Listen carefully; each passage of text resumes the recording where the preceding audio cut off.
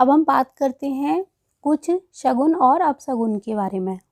अगर आप किसी काम के लिए जा रहे हैं और उसी काम के बारे में सोच रहे हैं, तभी आपको कहीं से गाय की आवाज़ सुनाई दे या फिर गाय बछड़े के साथ आती हुई दिखाई दे, तो आपका काम अवश्य ही बनेगा। आपके घर के पेड़ पौधे अचानक से सूखने लगें, दीवारों में पपड़ी पड़ने लगे, मकड़ी जाले बनाने लगे बार बार हटाने के बावजूद भी, तो समझिए कि परेशानियां आने वाली हैं। बिजली के उपकरण लगातार खराब होने लगें तो भी समझिए परेशानियां आने वाली हैं। अभी आपने ठीक कराया, 2 मिनट बाद फिर वो बिजली का उपकरण खराब हो गया या कोई अन्य उपकरण खराब हो गया, तो ये संकेत होते हैं परेशानियों के। काम पर जाते समय दूध लाता हुआ कोई व्यक्ति दिखाई दे या फिर पानी से भरा पात्र दिखे, तो ये अच्छा संकेत होता है। फूलों का ढेर हो या कोई फूलों को लाता हुआ दिखाई दे रहा है, दूध पीता हुआ कोई भी बच्चा दिखाई दे रहा है, तो अच्छा होता है। कहीं जाने पर अचानक से फटे पुराने जूते दिखाई दे जाएं, तो आपका काम नहीं बनेगा। कहीं जाते समय सामने से कोई विद्वान पंडित या फिर कुछ गुरुओं का समूह आते हुए दिखाई देता है, तो ये दिखना बहुत ही ज़्यादा शुभ होता है। कोई व्यक्ति रास्ते में पानी अचानक से फेंक रहा है, तो समझिए कि आपके आज काम में रुकावट होगी ही होगी। जैसे ही आप निकलते हो, और बहुत सारे लोग हैं कि सुबह सुबह एकदम बाल्टी भर के पानी गेट पे डालते हैं, तो अचानक से आपके निकलते ही वो डालते हैं, तो समझिए आपका काम रुकने वाला है। तो आपको क्या करना है कि आपको या तो उस काम को टाल देना है, और अगर आप जा भी रहे हैं तो आप फिर थोड़ी देर के बाद जाएं, थोड़ा भगवान के पास बैठें, ध्यान करें, उनसे आज्ञा लें, फिर जाएं। अगर आपको कोई भी व्यक्ति सूर्य को जल देता हुआ दिखाई दे रहा है, तो समझिए कि आपका काम होने वाला है। आपको कहीं पर दूध बिखरा हुआ दिखाई दे रहा है, तो समझिए आपके काम में रुकावटें आएंगी। कोई भिखारी या भिक्षुक भिक्षा मांगते हुए दिखाई दे, तो आपका काम जरूर बनेगा। रास्ते में जाते समय आपको कहीं बत्तख या मछलियाँ दिखाई दें बहुत सारी, तो उनको प्रणाम करिए, आपका काम अवश्य ही बनेगा। मछलियों का दिखाई देना बहुत ही ज़्यादा शुभ होता है। अगर जितने भी संकेत मैंने आपको बुरे बताए, उन संकेतों में अगर कोई भी आपसे मैच करता है, तो इनका निवारण कैसे करना चाहिए। आपको क्या करना है कि हर शनिवार या मंगलवार को सुंदरकांड का पाठ जरूर करना है, और ऐसा वो लोग अवश्य करें जिनके घर में सबसे ज़्यादा मकड़े के जाले लग रहे हैं, पेड़ पौधे सूख रहे हैं, दीवारें फटने या चटकने लगी हैं, वो लोग इसको ज़रूर करें। लाल ध्वज घर की छत पर लगा दें और इसे हर महीने बदलते रहें। गाय को हरा चारा हर बुधवार को दें। हर तरह की परेशानी के लिए, वास्तु दोष निवारण के लिए गणेश अदर्वशीष का पाठ करें।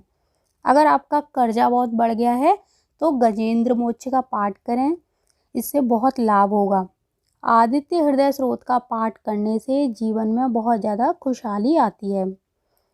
अमावस्या के दिन घर के सभी लोग यज्ञ करें, पितृदोष ठीक होने लगेगा।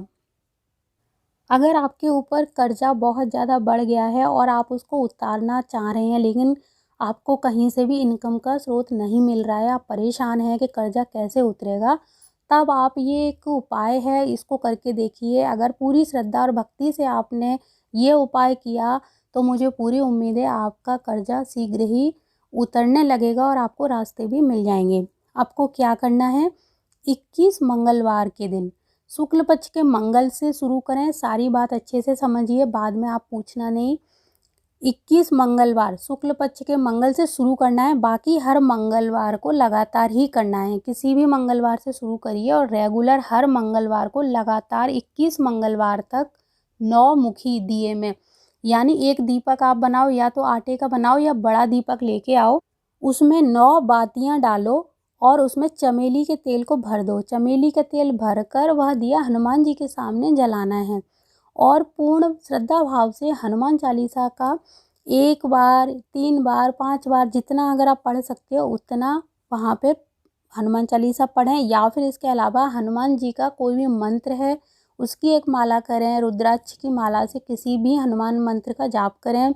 नहीं, सुंदरकांड पढ़ना है, हनुमान बाहुक है, या हनुमान जी के कोई भी पाठ आप कर सकते हो, और अपनी परेशानी जो भी समस्या है उनके सामने पाठ पूरा होने के बाद अवश्य रखें। ऐसा करने से कर्जा उतरने का रास्ता शीघ्र ही मिल जाएगा। बस आपको याद रखना है, शुक्ल पक्ष के किसी भी मंगलवार से शुरू करना है। 9 मुखी दिए में, यानी आप आटे का बनाओ चाहे मिट्टी का लेकर आओ, हर बार दिया नया ही लेना है। ये नहीं कि एक ही दिया को हर बार आप काम चलाओगे। मंदिर आपके घर में है तो वहाँ पे करिए, नहीं तो मंदिर अगर पास में है तो पास वाले मंदिर में भी जाकर ये उपाय कर सकते हैं। पूरे भाव से हनुमान जी के सामने चमेली के तेल का दिया जलाना है और उसके बाद शाम के समय ये करना है आपको। संध्या वंदन के समय आप वहाँ बैठिए, हनुमान जी को सारी परेशानियाँ बताइए, तो आपको रास्ता इतनी जल्दी मिलेगा। कहाँ से मिलेगा, कैसे मिलेगा, कुछ नहीं पता, लेकिन अगर आपका भाव सच्चा होगा तो हनुमान जी कहीं ना कहीं से आपके लिए ये इंतज़ाम ज़रूर करेंगे।